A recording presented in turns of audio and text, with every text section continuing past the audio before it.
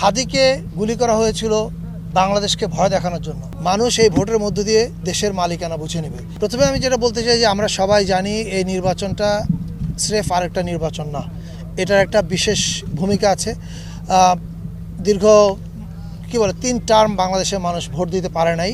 তারপরে 24-এ একটা বড় গণ অভ্যুত্থান হয়েছে এবং গণ অভ্যুত্থানের পরের সরকার হচ্ছে আমরা। মানুষ এই ভোটের মধ্য দিয়ে, আপনারা আমাদের যে কমিউনিকেশন ম্যাটেরিয়ালগুলোতে যেটা দেখেছেন, মানুষ এই ভোটের মধ্য দিয়ে দেশের মালিকানা বুঝে নেবে।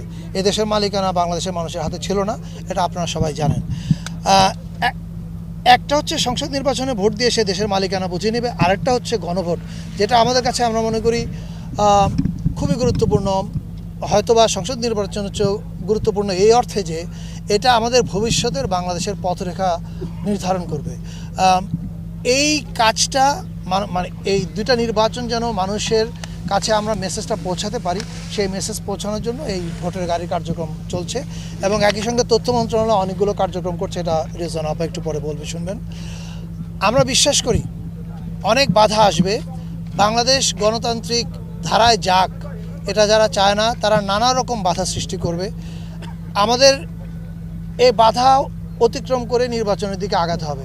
এখন এই বাধা যেগুলো সৃষ্টি হচ্ছে সেগুলো দেখবার দায়িত্ব স্বরাষ্ট্র মন্ত্রণালয়, আমি নিশ্চিত তারা সেগুলো দেখবে।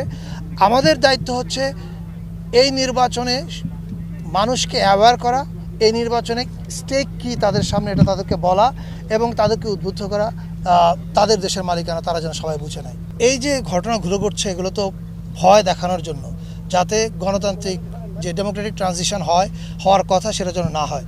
কিন্তু আমি সিম্পল আপনাদেরকে একটা জিনিসের দিকে তাকাতে বলবো। হাদিকে গুলি করা হয়েছিল বাংলাদেশকে ভয় দেখানোর জন্য। বাংলাদেশ তার জবাব কীভাবে দিয়েছে সেটা হাদির জানাজায় দেখেছেন।